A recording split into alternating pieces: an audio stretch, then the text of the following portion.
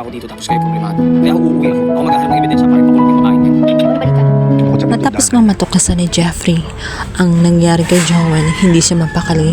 Agad, hindi na siya nagsayang pa ng oras at bumalik na nga siya sa Pilipinas para lamang tulungan si Andrea. Gusto niya, siya mismo ang mangalap ng mga ebidensya na magpapatunay na may kasalanan talaga itong si Hazel. Ang lahat ng yun ay narinig pala nitong si Joselito, kaya naman agad-agad na siyang kikilos.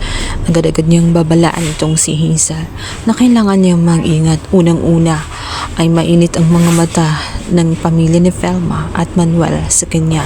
Siya ang tinuturong personal of interest dahil na rin sa malalim na hidwaan ng pamilya. Subalit, anumang babala na ginawa nga ni Jojo ay hindi naman nakikinig itong si Hazel at kampanting-kampante siya na walang makukuhang ebidensya laban sa kanya. Ang paalala naman nito ay mag-ingat pa rin siya lalong-lalo na at nakuhaan nga sila ng video, nakuhaan sila ng picture kung saan may kausap nga itong si Hazel at patunay na naroon din siya nung mangyari ang krimen. At ngayong pauwi na nga itong si Jeffrey, agad na binantaan ni Jojo itong si Hazel na mag-ingat-ingat siya sa kanyang mga galaw.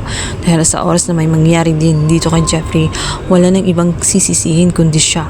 At sa sunod-sunod na pananakot na ginawa niya ay malamang hindi natitigil ang mga ito. Nahanap na nga matibay na ebidensya para sa kanya.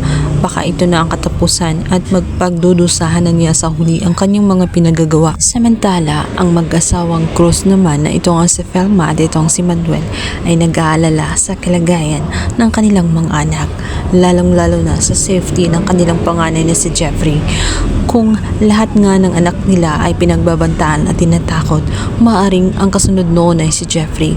Nag-aalala sila na baka may mangyari din sa kanilang panganay. Ang malaking katanungan ngayon kung si Jeffrey kaya ang makakatulong para maresolba na nga ang kaso at tuluyang matundukan ang kasamaan nga nitong si Hazel, or maging siya ay magbibiktima din ng kasamaan ni Hazel.